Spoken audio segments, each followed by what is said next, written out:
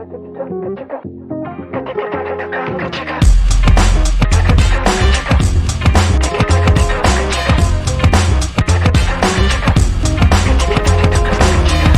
keluarga FDA, hari ini kita akan bincang karir bersama teman saya dulu saat kuliah. Beliaunya dulu saat kuliah itu tergolong mahasiswa pemalas, tapi lihat sekarang, beliaunya menjadi kepala desa termuda sampai saat ini di Kecamatan Mojosari, Jawa Timur. Beliaunya bernama Chandra Pambudi. Gimana? Sehat Mas? Alhamdulillah sehat. Kita akan coba berbincang karir apa-apa saja yang sudah dialami oleh si Chandra ini. Nama panggilannya dulu Asep. Jadi gimana perjalanan hidupnya sampai bisa duduk di kursi kepala desa ini.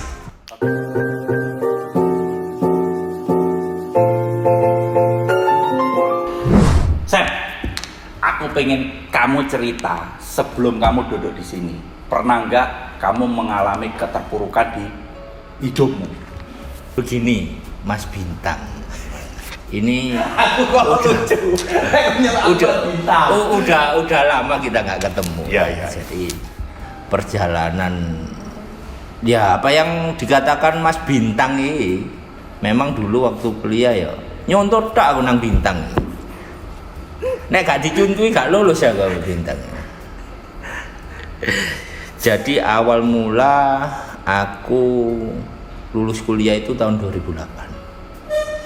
2008 itu saya ikut paman saya yang sekarang udah almarhum. Dibilang saya kerja ikut orang itu hampir nggak pernah. Saya dididik sama paman saya yang sekarang udah almarhum itu untuk jadi seorang bisnismen.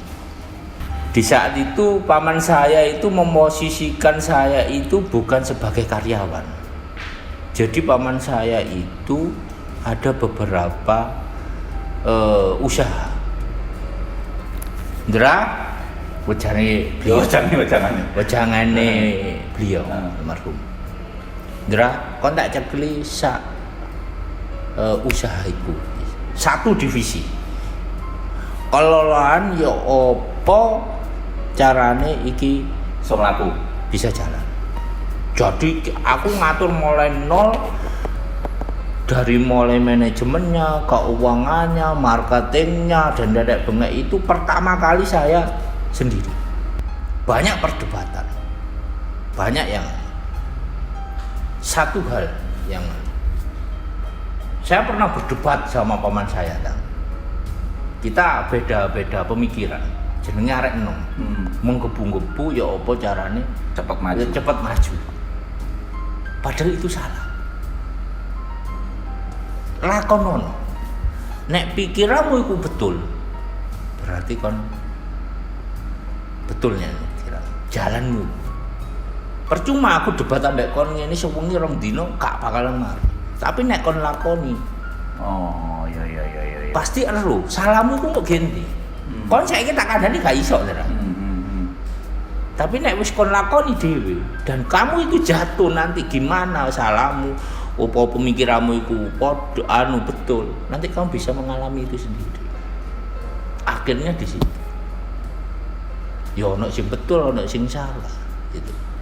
Akhirnya jalan naik dalam satu kondisi di mana aku ngambil keputusan yang salah, akhirnya jatuh. Naik lagi jatuh lagi, naik lagi jatuh lagi. Jadi apa yang kita pikirkan? Kita umur 20, rolikur lah, ya, 22. Itu kan hawa nafsu ya. Kepingin kerja gini apa lali sembarang kalir. Jadi itulah yang membuat saya itu betul-betul ditempah sama almarhum paman saya itu menjadi seorang bisnismen. Memang sulit.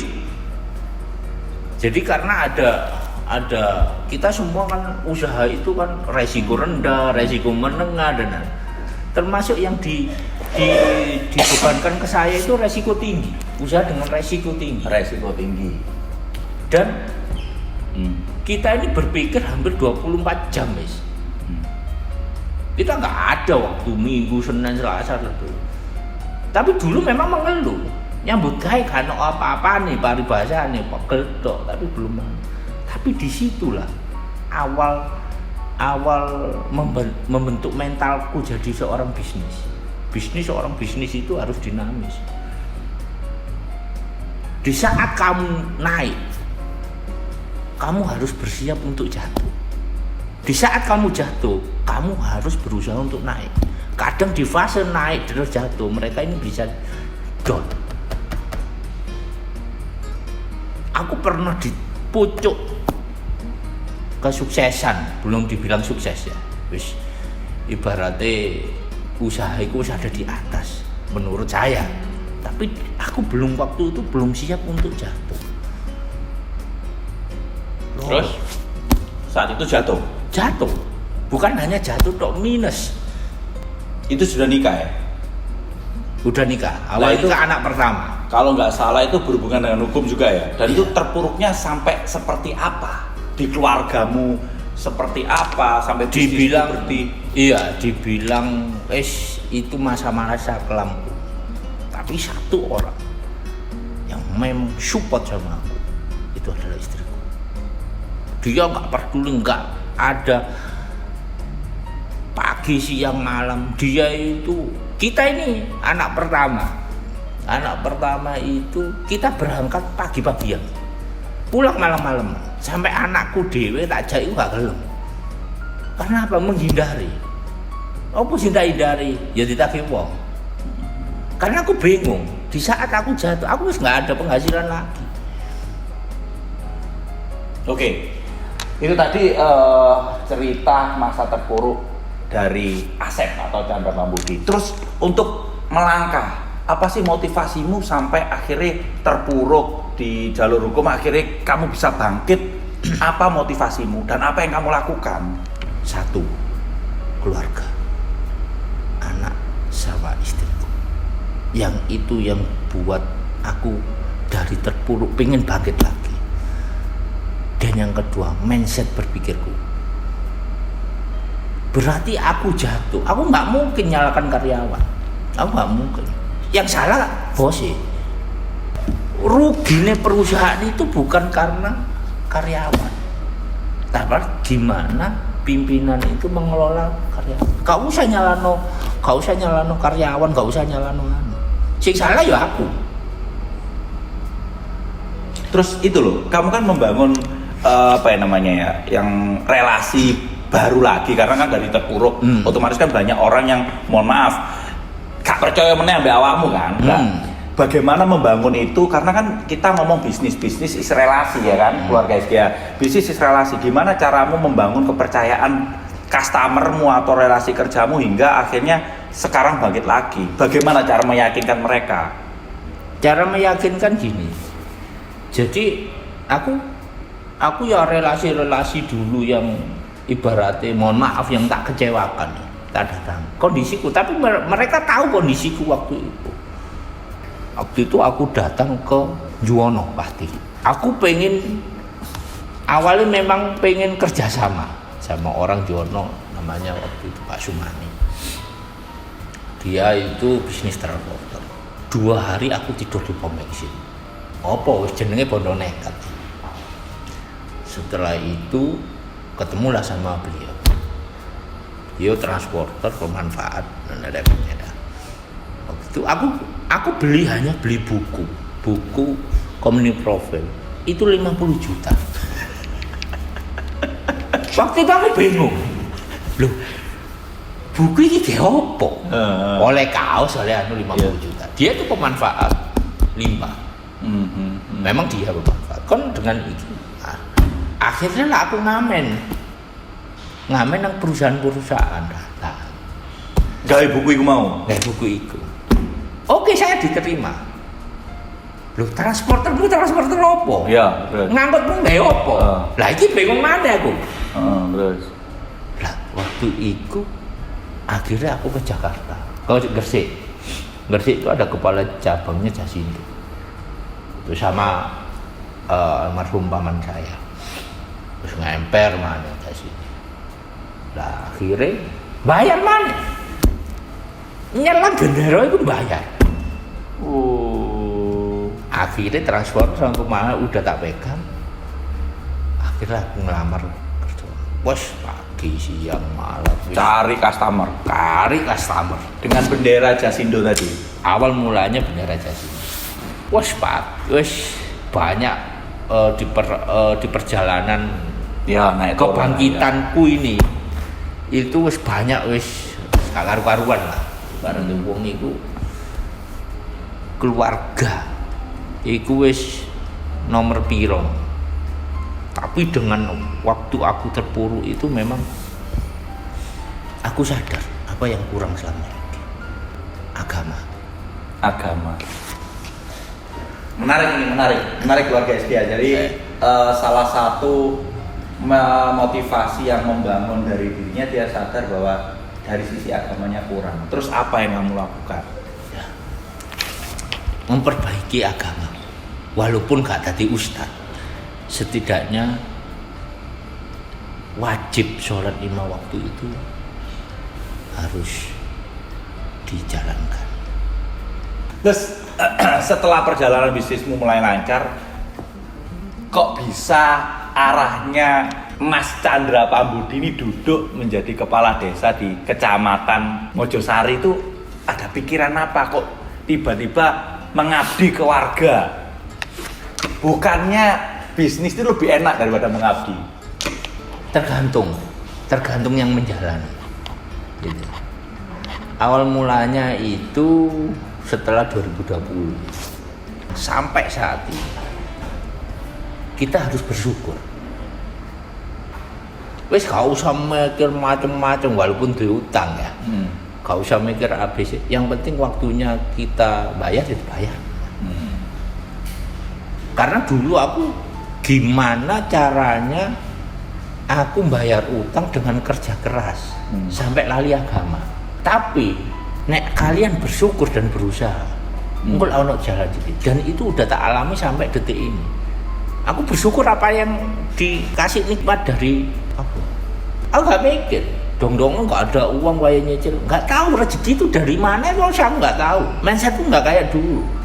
Aku kerja dari siang malam tapi gak rupo. Sekarang kita syukuri, kita jalani semua. Berserah. Nah, itu.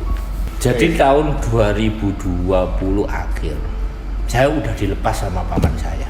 2019 sendiri berarti. Nah, di situ saya buka perusahaan sendiri. Akhirnya 2021 aku ini dijebak. Waktu itu akhir Februari 2021 saya diundang ke balai desa. Saya diundang ke balai desa. Loh, ana acara apa? Aku nggak pernah ngurusi pemerintahan karena wong usaha kan. Dan waktu itu diajak rapat pembentukan BUMDes. Awal. Pembentukan BUMDes.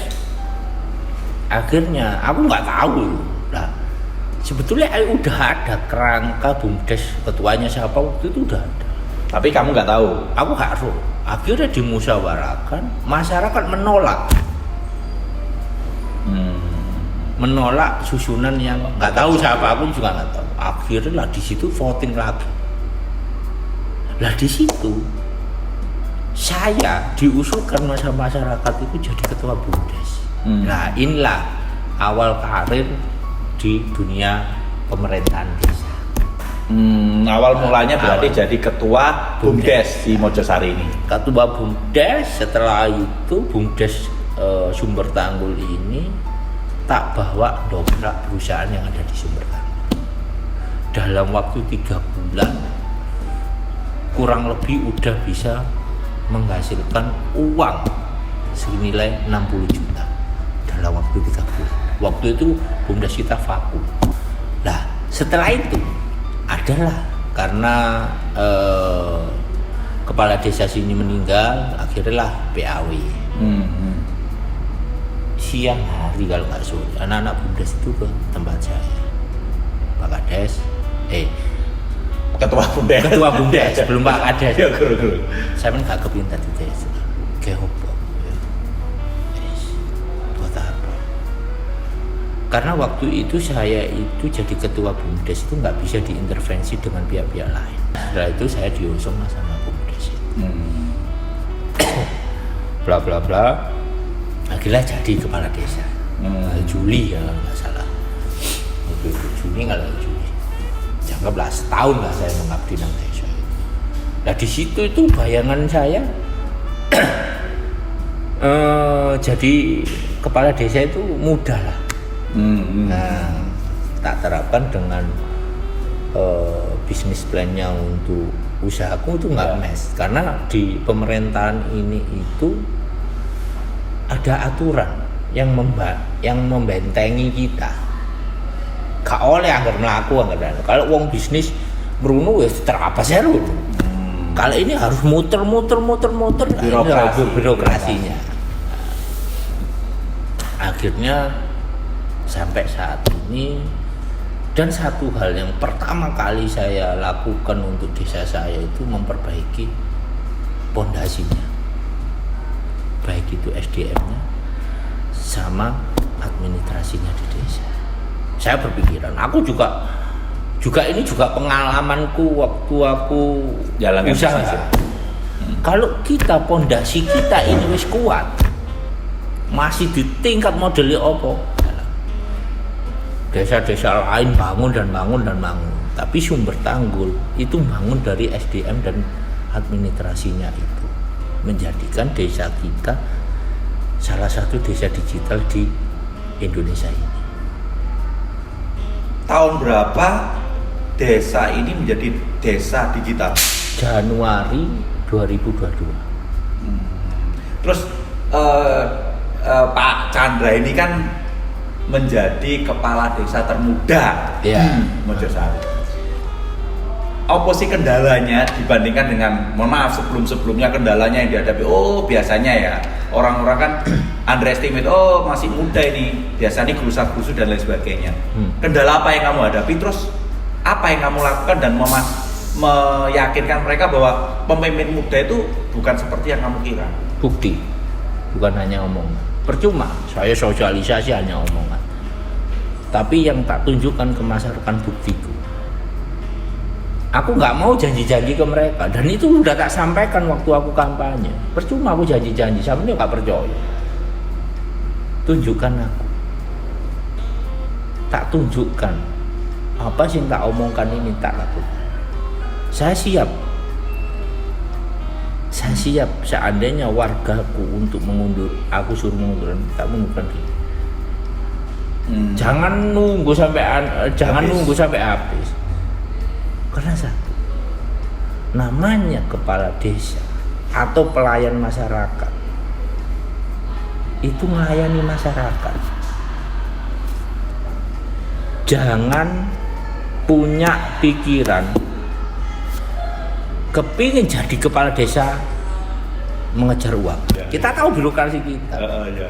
Kalau seandainya anda tak kepingin jadi kepala desa atau gubernur atau bupati, wis nggak usah kon mikirno duit. Aku mene iku kepingin oleh duit, kepingin oleh gaji. Maksudnya jabatan ini itu bukan untuk mencari uang, tapi untuk melayani masyarakat. Di mindsetmu sama hatimu itu harus ditoto. Aku niat melayani masyarakat, wis gak usah kon itu. Nek kalian seandainya ada kamu punya kepingin jadi kepala desa, kok aku kepingin ganjaran sak ngene gak jadi kamu. Tadi kan kamu sampaikan bahwa salah satu keberhasilanmu adalah membuat desa atau kecamatan Mojosari menjadi desa yang digital pertama kali. Terus apalagi yang kamu lakukan yang bisa dirasakan oleh wargamu saat kamu menjabat kayak gini? Satu problem itu yang posisi sekarang itu yang memang kalau masalah digital, administrasi, pelayanan masyarakat, tak rasa Sumber Tanggul udah siap untuk di era kayak gini. Ngelola masalah bantuan sosial. Ini kan ono hubungannya ambek pro kontra masalah masyarakat. Situ oleh situ enggak. Parameternya ini tak rasa itu gini loh. Parameter yang ditetapkan oleh pusat itu Beda-beda. Oh ya. Sekarang jadi polemik gitu. Orang yang miskin malah nggak dapat, orang yang mau maaf yang mampu malah dapat. Jadi itu kan wewenangnya desa. Karena aku masih setahun di sini, aku belum mengenal wargaku semua. Tapi aku kepingin mengenal satu persatu wargaku itu semua. Inilah yang jadi. Tolak ukur keberhasilan orang usaha itu gak rugi. Tolak ukur keberhasilan kita memimpin masyarakat kita itu gak ono sing tukaran. Karena masalah kemerataan tadi ya. Pemerataan ini yang menjadi polemik. Bukan di sini kok, di mana-mana. Satu hal yang belum bisa full saya lakukan, mungkin masih 50%. Betul-betul verifikasi di lapangan, verifikasi bantuan. Karena aku keterbatasan waktu. Saya posisi sekarang juga mengatur administrasi di desa untuk jauh lebih baik dari yang dulu. Kedua, waktuku di masyarakat kan banyak-banyak kegiatan dari kabupaten, dari kecamatan. Oke. Sekarang saya ingin tahu, biar keluarga SDA tahu, apa sih tujuan Pak Chandra Pambudi atau Asep ke depannya? Apakah harus tetap untuk memajukan Kecamatan Mojosari, mensejahterakan seluruh warganya hingga mencalonkan menjadi 2-3 periode, atau membesarkan bisnisnya? Jadi untuk masalah bisnis ini satu, masalah bisnis pasti itulah tulang punggung keluargaku di bisnisku itu untuk makan. Aku bukan PNS atau pegawai yang punya pensiunan ya. Kalau aku nggak kerja nggak mungkin. Aku bisa makan. Kalau masalah pelayanan ini saya baru, daratnya kan belajar ya. Belajar ini di dunia pemerintahan kan baru setahun. Nanti kan pasti saya tanya ke wargaku, ke tingkat kepuasan, tingkat walaupun ibaratnya nggak semua orang kan suka sama pimpinan. Oh ya, pro dan kontra. Nah, dalam hal itu masalah kalau saya dikehendaki sama masyarakatku untuk mengabdi lagi, untuk melayani masyarakatku desa Sumber Tanggul, aku pasti jalan terus mengabdi. Tapi kalau ada masyarakat atau orang lain yang lebih layak memimpin desa Sumber Tanggul, saya pasti berhenti. Kalau ada pilihan suatu ketika peluang jadi misal salah satu jadi bupati, apa yang Anda pilih? Jadi bupati, melepas bisnis, atau wes aku tak ngabdi deh masyarakat, jadi kepala desa aja, yang penting bisnisku jalan? Nah, itu dua hal yang nggak bisa terpisahkan. Karena mindsetku, aku ini pengabdian, bukan cari uang. Kalau mindsetku, aku kepingin jadi kepala desa untuk cari uang, aku bisa ngelepas bisnisku. Tapi aku duduk di sini itu untuk ngabdi, melayani masyarakat desa Sumber. Mereka udah tahu, walaupun nggak semua. Aku itu nggak mau urusan uang itu dengan desa. Karena kalau disuruh memilih, aku nggak bisa. Kalau aku ngabdi, aku pasti usahaku tetap jalan. Karena manganku itu kok usaha, bukan dari kepala desanya. Lah aku lihat dari kepala desa, mindsetku ngelayani, terus kita logika oleh duit apa nih? Masa aku korupsi? Ya. Karena kebanyakan ini, aku nggak ngomong korupsi atau apa, memang kebanyakan ya mudah-mudahan semua pengabdi masyarakat atau pelayan masyarakat ya, kepala desa, bupati harusnya punya mindset atau punya cara pandang seperti Pak Chandra atau Pak Asep. Karena apa? sebenarnya mengabdi, melayani, bukan untuk masalah uang. Oke. Beri saran kepada keluarga SGH yang siapa tahu dari beberapa keluarga SGH ingin mengabdi ke masyarakat. Ada yang ingin berbisnis atau menjadi entrepreneur. Monggo Pak. Ya. Untuk semua keluarga SGH ini ya mungkin pengalaman hidup itu setiap orang berbeda-beda. Tapi untuk sedikit aja pesan untuk keluarga SGH. Kalau jenengan mau berbisnis, sampean siap di atas dan siap untuk di bawah. Di saat sampean di bawah, kalian di bawah keluarga SGH berusaha untuk naik lagi. Karena fase di bawah inilah yang membuat seorang usaha atau orang bisnis itu down-downnya di sini. Di saat kalian siap di atas, jangan berpikir kalian itu di atas terus. Suatu saat kalian itu pasti di bawah.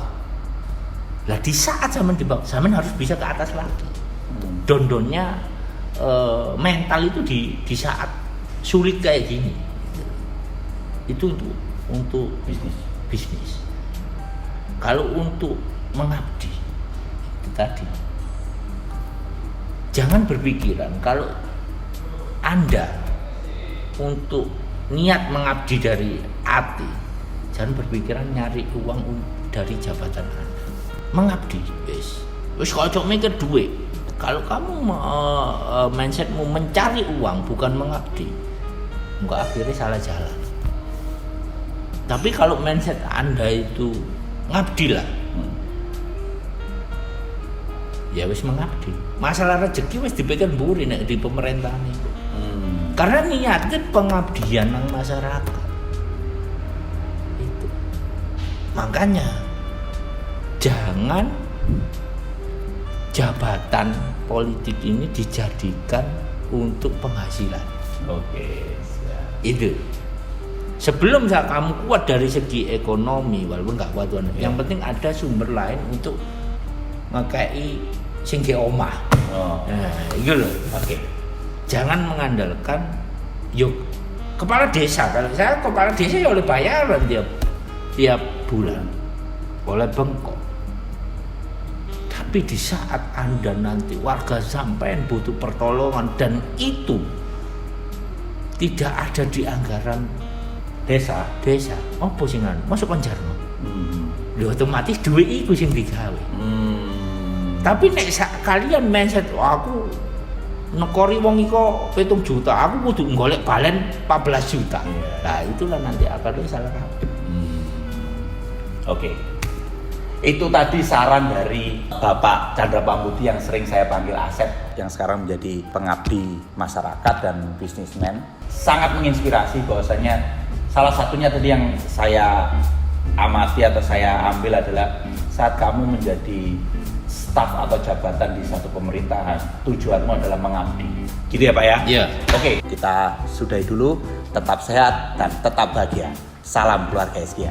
Terima kasih Pak Chandra, Pak Asep. Ya. Semoga menjadi pejabat yang amanah dan bisnisnya lancar. Oke, terima kasih. Pak Kades ini kan masih muda ya, inovasinya itu banyak, terus ide-idenya itu banyak. Masalah pembangunan, masalah apapun, kinerja kantor, semuanya itu dirombak sama Pak Kades dan semuanya itu membawa kemajuan daripada yang dulu. Pak Kades itu sangat memperhatikan warganya. Jadinya tuh setiap ada orang meninggal itu Pak Kades pasti hadir di situ. Terus setiap RT RW itu ada pertemuan Pak Kades. Pertemuan intern Pak Kades sendiri nanti menyampaikan keluh kesahnya RT RW atau apa itu khusus Periodik ya. Kesannya ya baik tok, nggak ada yang jelek, semuanya baik. Kalau pesannya ya saya mohon Pak Kades untuk mencalonkan lagi kedua dan ketiga kalinya atau keempat kalinya. Pada dasarnya Bapak Chandra ini kalau menurut saya pribadi itu lebih bagus dari yang dulu. Dulu itu udah bagus, tapi ini lebih bagus. Kenapa saya bilang begitu? Pak Chandra ini dalam memimpin ini berani berkorban. Berani berkorban. Jadi beliaunya memang berjuang untuk kemajuan desa tanpa materi. Program-program yang beliau sampaikan berusaha semaksimal mungkin itu bisa dilaksanakan dan berusaha berhasil sebaik mungkin. Kalau video ini bermanfaat untuk kalian, jangan lupa ya like, subscribe, dan share ke teman-teman kalian. Kalau bisa, komen juga ya.